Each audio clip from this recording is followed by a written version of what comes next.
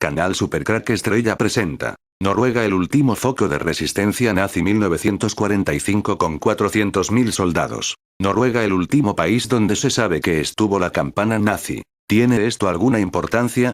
Desde este país escaparon los últimos nazis 1945 hacia la Antártida. Por esta razón resistieron con 400.000 soldados. Por esta razón se vieron sus mejores inventos en este país justo con la guerra perdida. Un lugar fundamental para escapar con sus submarinos hacia un nuevo mundo. Pero ¿cómo pudieron escapar los últimos nazis de una Alemania rodeada? Bueno, tenían algo que no disponían los aliados: aviones imposibles de perseguir y destruir una vez en vuelo. Capaces de llegar a Noruega. Los primeros aviones de reacción eran modelos subsónicos y con alas rectas inspirados en los conceptos de diseño que mejor funcionaban en los aviones con motor de pistones.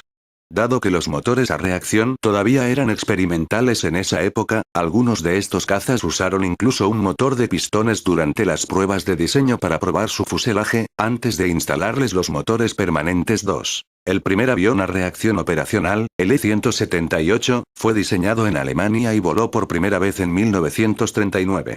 Su diseño fue la base con la que se construyó el E-280, el primer caza a reacción del mundo, aunque nunca estuvo en servicio activo, y luego se adaptó el diseño de este para desarrollar el Me-262, el primer caza a reacción activo de la Segunda Guerra Mundial y el más conocido de este periodo. Los planos del primer caza de reacción operacional, el Messerschmitt Me-262 Schwalbe, fueron diseñados en 1939 y el primer prototipo con motor de reacción voló en 1942,4. No fue sino hasta 1944 que el Me-262 se volvió operacional 4 y para entonces su efectividad en la guerra se vio muy deteriorada por el colapso de la infraestructura de la Alemania nazi.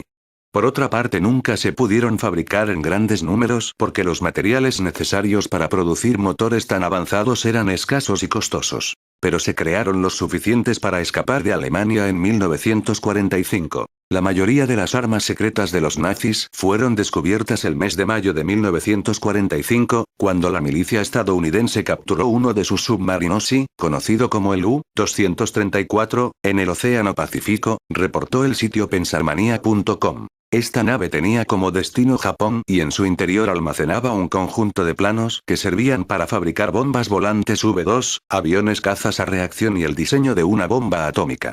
Estas no fueron las únicas armas que los nazis guardaban sigilosamente.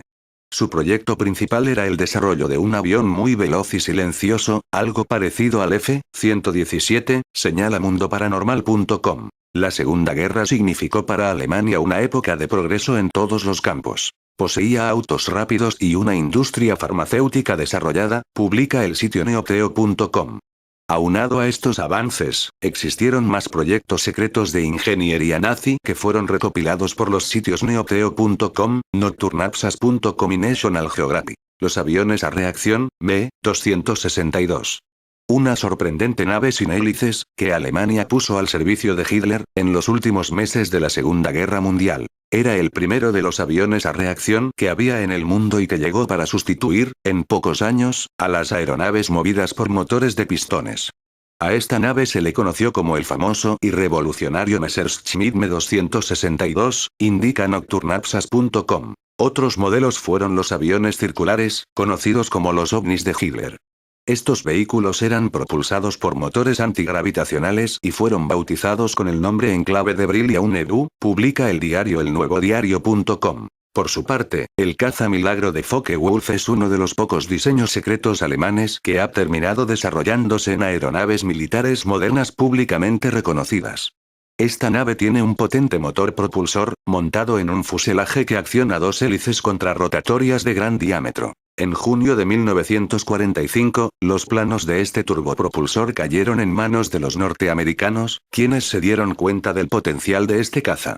Más tarde, Estados Unidos estrenó dos aviones sospechosamente parecidos al proyecto alemán, el Tallsitter Lockheed XFV-1 y el Pogo-1 Convair SFI-1.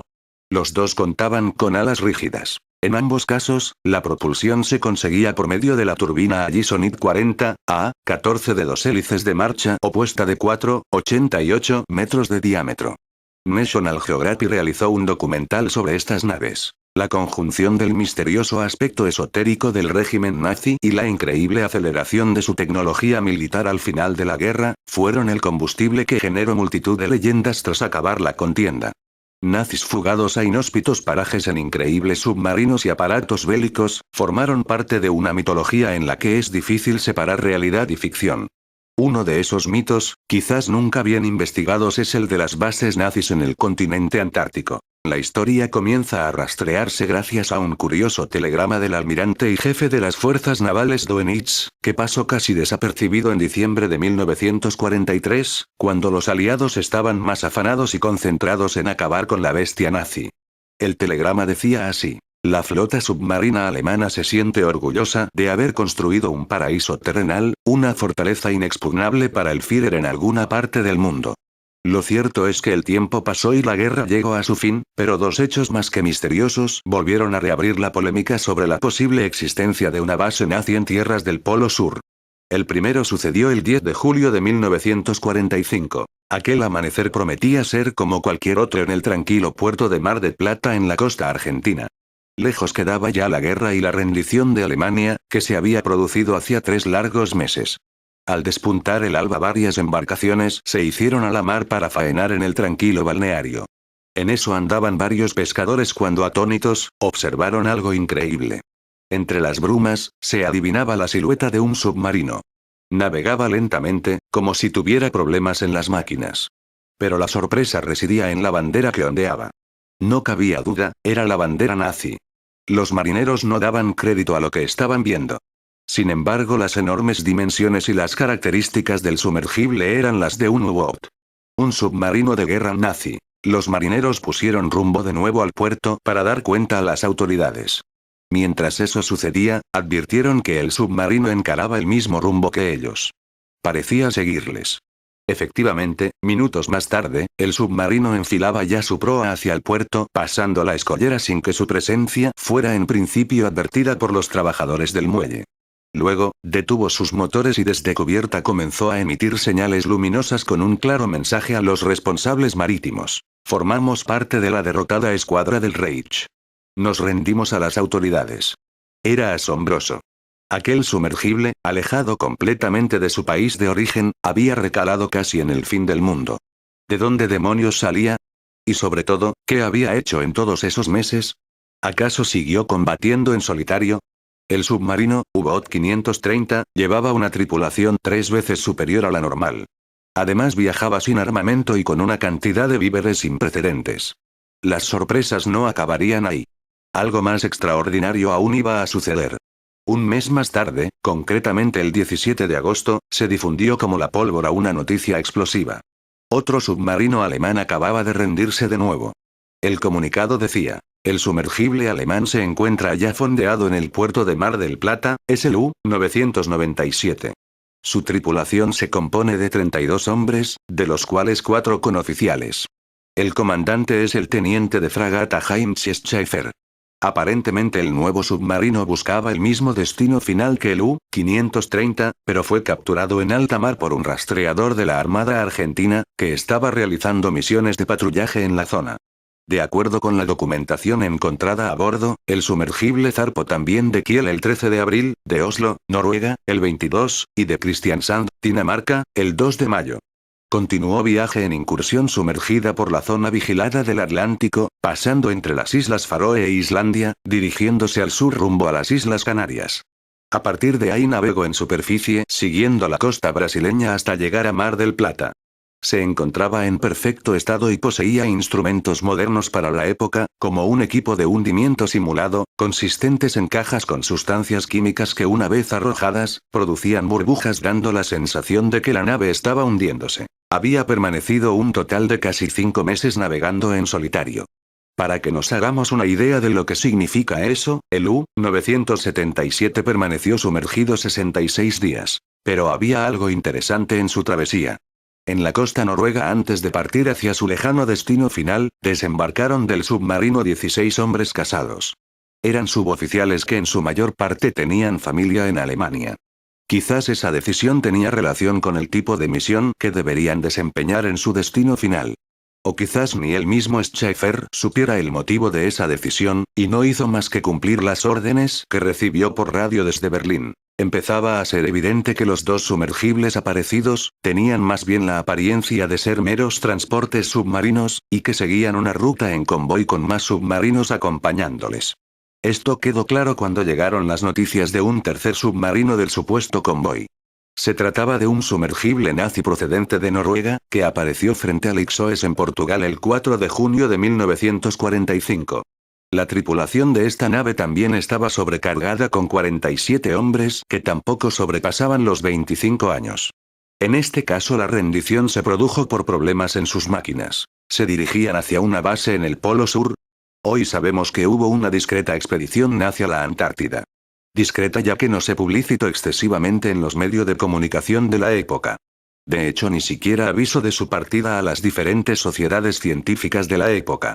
Fue a finales de 1938 y regresó al año siguiente, causando una gran sorpresa mundial debido al silencio absoluto que cubrió sus actividades, desde el comienzo hasta la terminación de las mismas. Cumplía órdenes del mariscal Goering, declaró el capitán Alfred Richter, al regresar a Hamburgo a bordo del Schwabeland el 12 de abril de 1939. 5 meses más tarde se iniciaba la Guerra Mundial y evidentemente, el Tercero Reich estaba buscando localizaciones seguras para sus bases en el sur. La declaración del jefe de la expedición antártica nazi no dejaba lugar a dudas. En una de las pocas declaraciones de Richter a la prensa, dijo lo siguiente. Es la primera vez que aviones alemanes volaban sobre el continente antártico, en condiciones por demás difíciles amerizaron en las heladas costas polares para izar el pabellón indicativo de la soberanía alemana. Los aviones arrojaban cada 25 kilómetros, pilotes con la bandera del Reich, como también se marcaban los puntos extremos de cada vuelo.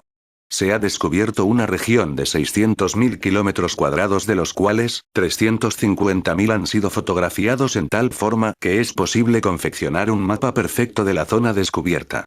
Asimismo también hablo de unas cordilleras de 4.000 metros de altura que habían sido delimitadas por los aviones nazis.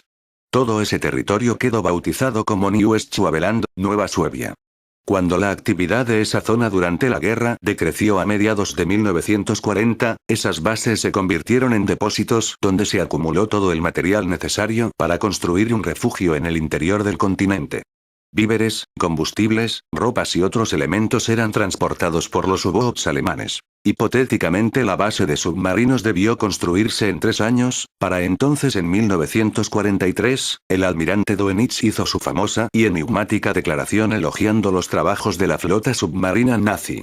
Hoy sabemos que en agosto de 1940, el Dr. Wollwille, director del Deutsche Reichsinstitut für Metallen, Instituto Alemán del Reich para el Metal, hizo un llamamiento a los técnicos alemanes especializados en metalurgia para preparar proyectos de construcción a base de metales no ferruginosos, destinados a soportar temperaturas inferiores a 60 grados bajo cero.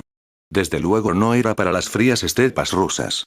¿En qué otro lugar del planeta, que no sea la Antártida, podía hacer falta ese tipo de aleación? No sabemos realmente si la construcción se llevó a cabo o no, pero quizás cuando en 1947 el almirante americano Byrd capitaneó una de las más famosas expediciones militares sin precedentes al continente antártico, lo que realmente buscaba era esa legendaria base. Puede que algún soleado día del siglo XXI se den a conocer los documentos secretos que guarda el Departamento de Estado y los servicios de inteligencia americanos y entonces, sepamos de una buena vez, qué ocurrió realmente en la Antártida durante y después de la Segunda Guerra Mundial. Quizás, solo quizás, el ejército del almirante Byrd había librado la última batalla de la guerra.